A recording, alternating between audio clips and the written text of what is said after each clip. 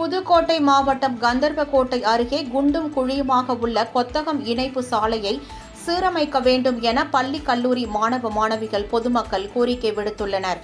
கந்தர்வக்கோட்டை அருகே கொத்தகம் கிராமத்தில் கடந்த 10 ஆண்டுகளுக்கு முன் போடப்பட்ட இணைப்பு சாலை ஜல்லி கற்கள் பெயர்ந்து குண்டும் குழியுமாக சேதம் அடைந்து காணப்படுகிறது.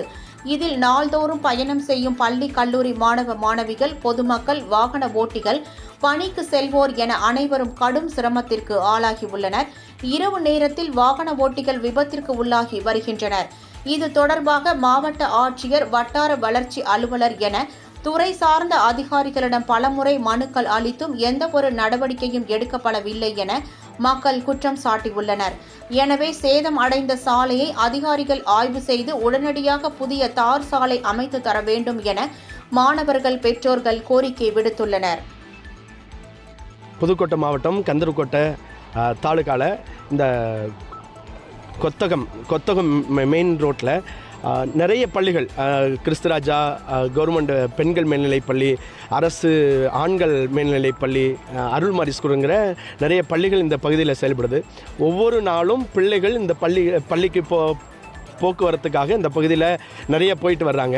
ஆனால் ஒவ்வொரு நாளும் பிள்ளைங்க இந்த ரோட்டில் போக முடியாமல் பயங்கரமாக கஷ்டப்படுறாங்க. ஏன்னா திடீர்னு பிள்ளைங்க கீழே விழுந்துடுறாங்க. கடந்த வாரத்தில் ஒரு தம்பி சைக்கிள்லேருந்து கீழே விழுந்து மண்டையில் உடஞ்சி சில தையல் போட்டு அது மாதிரி பாதிப்புக்குள்ளாகிறாங்க. அதனால அரசாங்கம் இந்த பகுதியில் சீக்கிரமாக சாலைகளை அமைத்து பள்ளி மாணவர்களுக்கு நலன் செய்து கொடுக்கும்படி எங்களுடைய பெற்றோர் சார்பாக நாங்கள் கேட்டுக்கிறோம். ஏன்னா இது ஸ்கூலுக்கு மட்டும் இல்லை, மருத்துவ வசதிகளுக்கும் இந்த சாலையை அதிகமாக பயன்படுத்துகிறாங்க. ஆனால் சாலை முழுவதுமே கிட்டத்தட்ட 1 கிலோமீட்டர் தூரத்துக்கு குண்டும் குழியுமா இருக்குது.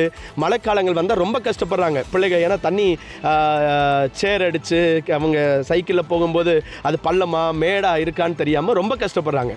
அதனால அரசாங்கம் நிறைய மனுக்கள் கொடுத்தும் இதுவரைக்கும் அரசாங்கத்தின் சார்பில் நடவடிக்கை எடுக்காது. எங்களுக்கு ரொம்ப மிகப்பெரிய வருத்தமாக இருக்குது. ஏன்னா கிட்டத்தட்ட ஆயிரக்கணக்கான மக்கள், ஆயிரக்கணக்கான பிள்ளைகள் இந்த இடத்துல படிச்சுக்கிட்டு இருக்கிறாங்க. பொதுமக்கள் நிறைய பேர் இந்த பகுதியில் போயிட்டு வர்றாங்க.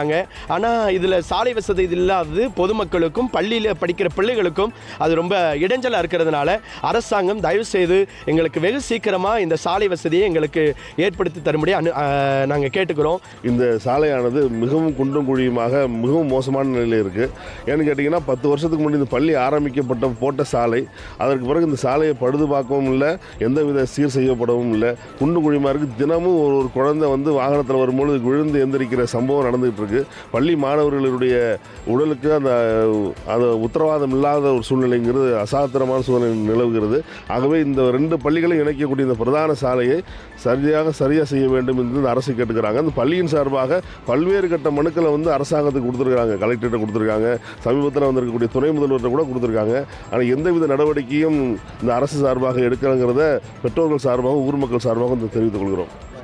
மருத்துவ வசதிக்காகவும் இந்த ரோடை யூஸ் பண்ணும்போது கவர்மெண்ட் எந்த நடவடிக்கையுமே எடுக்கலை அப்படிங்கிறது ஒரு பேரண்ட்டாக ரொம்ப சங்கடத்தை ஏற்படுத்துது. ஸோ பள்ளி மாணவர்களோட நலன் கருதி கண்டிப்பாக இந்த கவர்மெண்ட் இந்த ரோடு போட்டு கொடுக்கணும்.